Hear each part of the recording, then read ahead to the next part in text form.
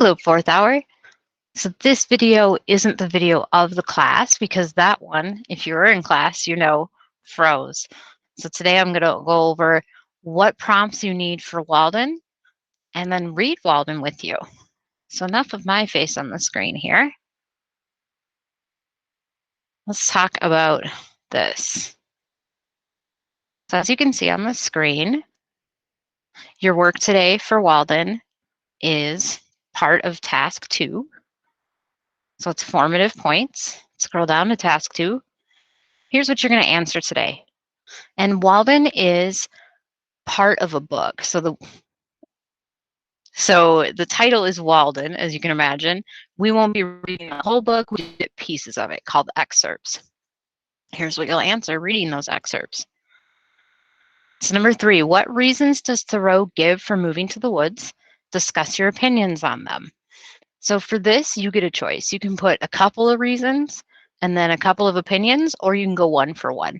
As long as you're showing me learning and thinking and understanding of the work, you're good to go. So you could literally write one of his reasons and then your opinion. Make sure if you use the words from the text, you use a text citation. So quotation marks, Thoreau's name in parentheses with the page number, and then the punctuation after those parentheses. Next question you have to answer for Walden is choose either a piece of advice or an imagery in the story, and then your reaction or opinion to it. So you can either summarize in your own words what the advice or imagery is, or you can use a text citation and then write your reaction or opinion to it. If you're kind of struggling with, oh, I don't know what to write for that, write why you chose that piece of text.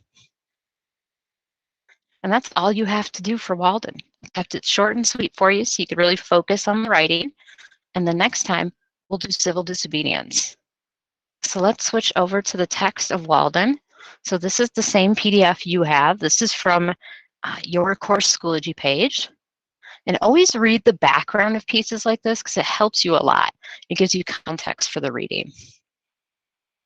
So I'll get you started on this piece. So like Ralph Waldo Emerson and other transcendentalists, Thoreau felt a need to affirm his unity with nature. On July 4th, 1845, he began an experiment in what he thought of as essential living simply, studying the natural world, and seeking truth within himself. On land owned by Emerson near Concord, Massachusetts, Thoreau built a small cabin by Walden Pond and lived there for more than 2 years, writing and studying nature. Walden is the record of his experiences. So notice they mention Emerson there. Emerson and Thoreau knew one another from the Transcendentalist Club. Thoreau kind of looked up to Emerson like a father figure, so they were close. Emerson, for his part, seemed often kind of exasperated, kind of annoyed by Thoreau. He often felt he went too far. We'll see what you think. So whenever you have an excerpt, when it says from here, it means it's from the chapter or section with this title. So this is the part of the book, From Where I Lived and What I Lived For. So this is him introducing the idea of living out at Walden and why he did it. So you can get your imagery here and you can get your reason answer here pretty soon.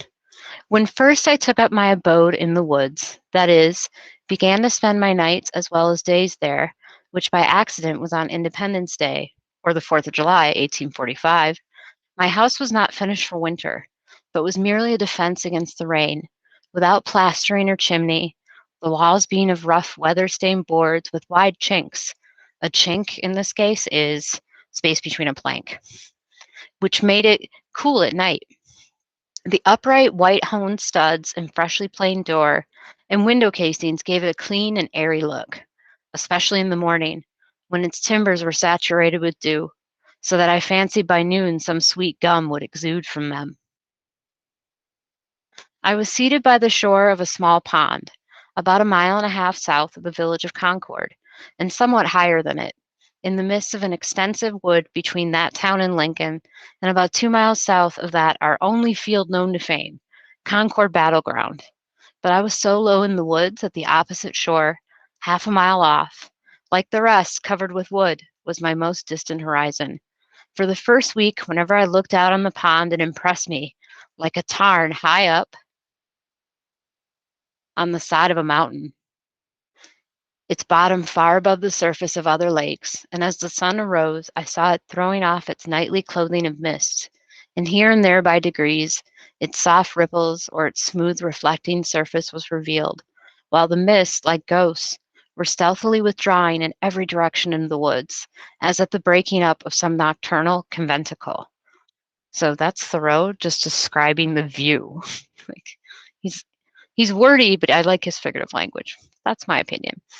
The very dew seemed to hang upon the trees later in the day than usual, as on the side of mountains.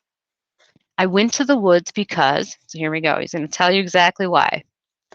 I went to the woods because I wished to live deliberately, to front only the essential facts of life, and see if I could not learn what it had to teach, and not, when I came to die, discover that I had not lived. I did not wish to live what was not life. Living is so dear. Nor did I wish to practice resignation unless it was quite necessary. So in other words, practice resignation means he doesn't want to give up. He feels that other people give up, and he doesn't want to be like that. I wanted to live deep and suck out all the marrow of life, to live so sturdily and Spartan-like as to put to rout all that was not life, to cut a broad swath and shave close, to drive life into a corner and reduce it to its lowest terms. And if it proved to be mean, why then to get the whole and genuine meanness of it and publish its meanness to the world. Or if it were sublime, to know it by experience and be able to give a true account of it in my next excursion. In other words, he wants to find out what's true about life. And by meanness, he means, if it sucks, if it's a harsh truth, fine, at least I know the truth.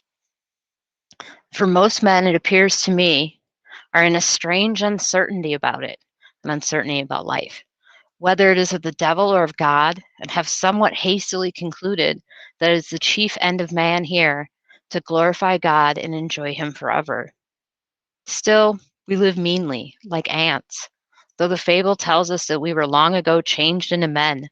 Like pygmies, we fight with cranes. It is error upon error, and clout upon clout, and our best virtue has for its occasion a superfluous and inevitable wretchedness. Our life is frittered away by detail.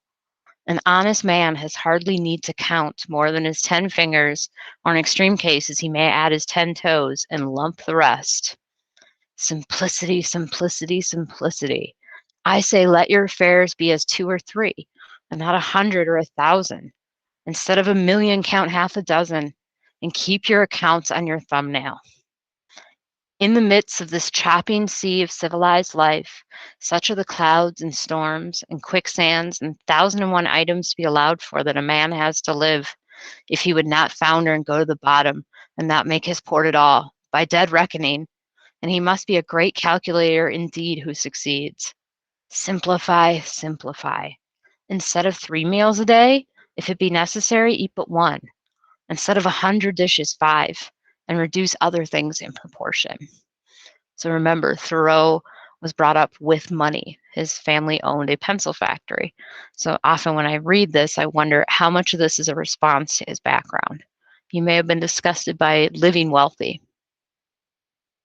All right, so continue on a little bit more for you, and then you'll finish.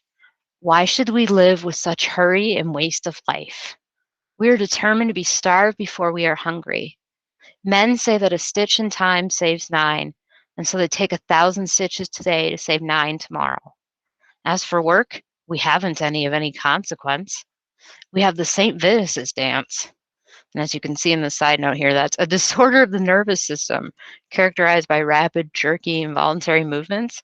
So he's basically saying people act in life like they got some nervous system disorder. They're just twitching through life and cannot possibly keep our heads still. If I should only give a few pulls at the parish bell rope, as for a fire, that is, without setting the bell, there is hardly a man on his farm in the outskirts of Concord, notwithstanding that press of engagements, which was his excuse so many times this morning.